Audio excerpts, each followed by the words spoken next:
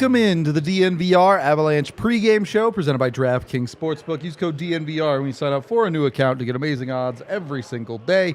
Rudolph and AJ coming to you live as the Avs take on, the Las Vegas Golden Knights on a bit of a losing streak, trying to right the ship. Some good news and some bad news today.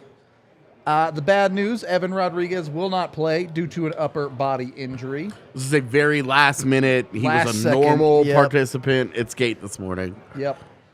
But the good news is the Avs getting some guys back, including Darren Helm coming in for his first game of the season. He'll be the 38th player. Some absurd number, yeah. Yeah, he'll be the 38th player. No, 38th or 39th player that the Avs have already used this year. And when Gabe Landeskog makes his debut at some point, the Avs will have a new franchise record. Ridiculous. Woo! Not a record you're going for. One record-setting team to another.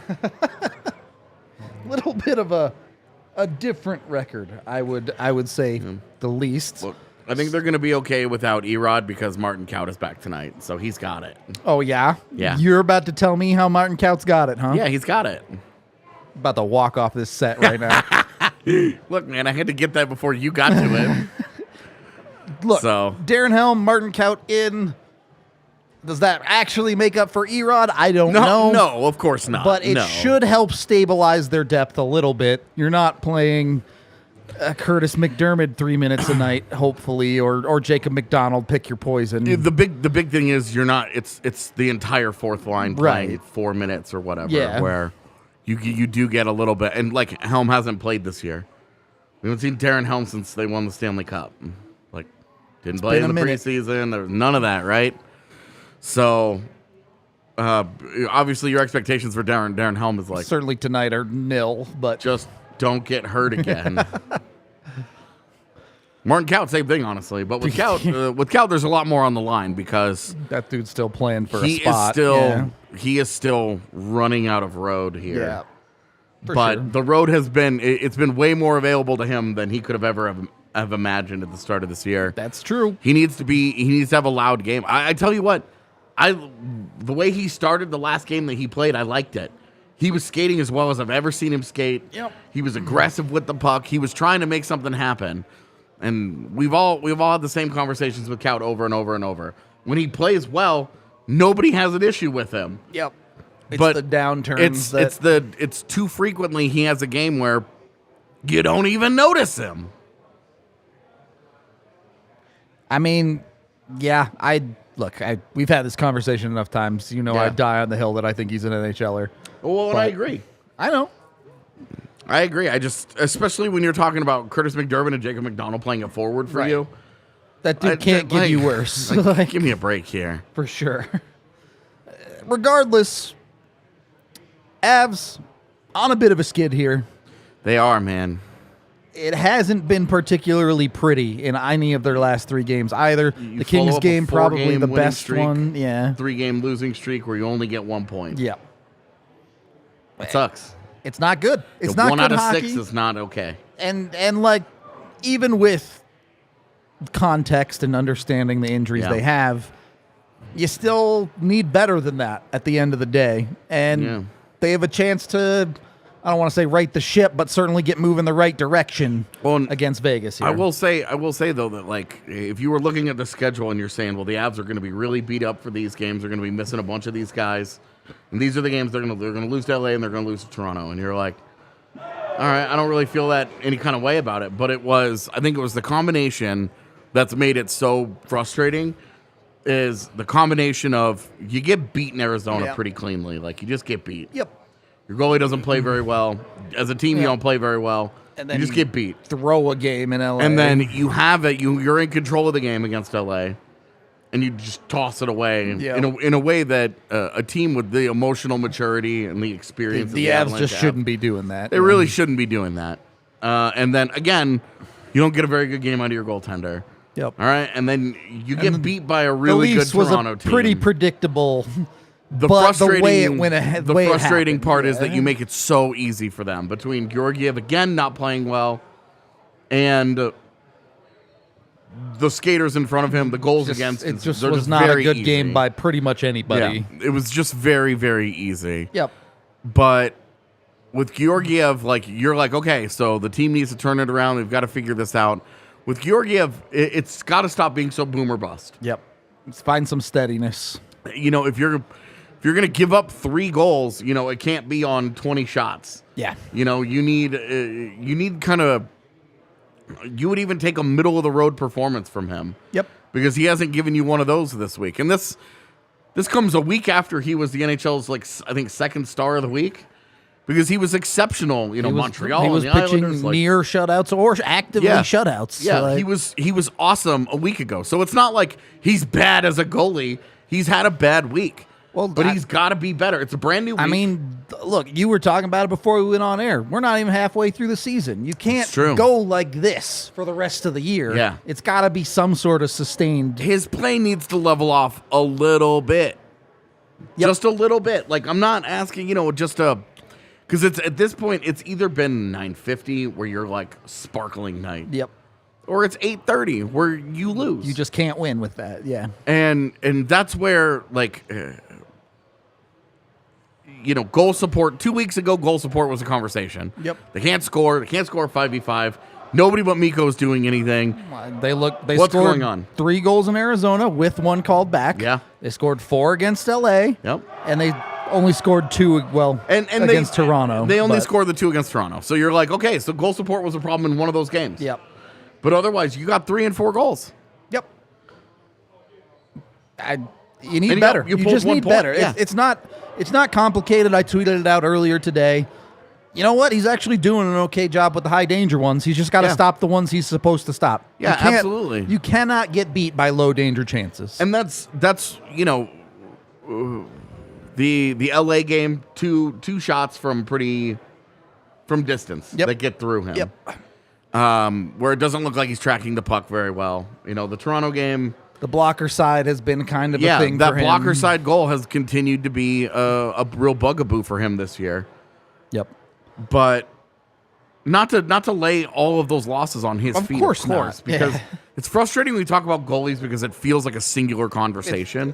It feels like if you're talking about a goaltender, because their role is so different from anyone else on the ice. Yeah, and like goalies go through bad stretches just like skaters, but for a goalie, there's nowhere to hide. You're in the spotlight. There's no you can't cut his minutes. You can put him on the third line. You can shelter him. There's no sheltering a goaltender. He just has to work his way through it. And if he's going to be a starter, and all this workload stuff is nonsense. Agree. All right, his workload is right in the middle of the pack for starting goaltenders in the NHL. I know he started a bunch of games in a row, but when you have the 3-day break in the middle of them, that's getting a game off. It's the same thing. It's the exact same thing as getting a game off. Now, this might be a game where you would start and say, hey, if Frankie was healthy. I mean, even they have 2 days off coming up. So yeah, exactly. They have 2 days off coming up where you're like, if your guy can't give you 4 games in a row without getting run down. You're not winning playoff series with that guy. Exactly. Like, you're not giving that guy games off in the postseason. You're not managing the workload. Like, and I understand all of it adds up over time. So the more you give him now, the more wear and tear is on him later. Sure. But the Avs rolled the dice that this guy's their starting goaltender. And look, we're talking about fatigue at game 35. The reality is Frankie has a nagging injury right now, so he's got to get you through it. And if Frankie comes back and you want to rest him a couple of extra games, great. But you're not there right now. Yeah. So you got to figure it out on that side of things. Yeah. And look, this is the conversation that we're getting into here. You kind of brought it up with the LA game. This is a Stanley Cup defending team. Yeah. This is a team that does know how to bounce back from a loss. They got to show up and do it, though. I mean, this is their third 3-game losing streak this year. Yep. And they hadn't had a 3-game losing streak. I think they had one last year. Yeah, I think it was at the end of last season where they were punting and putting the fan didn't base care at all, into a full-blown panic. It turns out championship teams do act like that sometimes. Yep. But, you know, this Avs team needs to play with that little bit of extra pride. Yep. They need to, you know, we're the goddamn Stanley Cup champions. Like this is our house. This is our barn, our ice. We've got the banner. Cup is still ours. Everybody's coming for our jewelry. You know, everybody wants what the Avs have. The Avs need to, I think, play with just a touch more pride. Yep. And I do think, obviously, it'll be a little more helpful. Hey, Nathan MacKinnon's second game back. Should be a little more in the groove. It should be a little more. Should be a little more in that rhythm, a little ready. You know, it's time. You know, it only takes 1 or 2 games for these guys to get back into it. And as mentioned in chat here, Vegas is beat up. Yeah, they're not There's exactly a lot of their own injury of issues going on over there. For me, I think it's kind of a balancing act because of the Avs' confidence in themselves.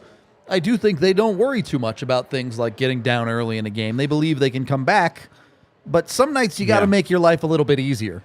You can't just set yourself up for failure with slow starts like they have been a little bit too often lately. And it's been every game. Yep. You know, I mean, if they go out and they score the first goal 3 minutes in, we're all going to be shocked. We're not going to know what to do with our hands. It'll be great. But that's and I think that's the kind of performance that they need. They need a crowd that's more into it and not antsy. Right. They need to score early. Start running downhill. Get the crowd into it and start to feed off of it. You know, build that feedback loop that has made the Avalanche such a dominant home team the last few years, where you know the crowd is buzzing and then one of their guys does something special and they get going. And they feed off of it, and they walk out with a dominant 2-0 first period and set themselves up for success the rest of the game. Yep. And, you know, that confidence and that swagger and that, hey, we don't care what the score is. We're going to keep playing our game. Step on the throat. Yep. We're going to do our thing. That's a great attitude. That's all good and well.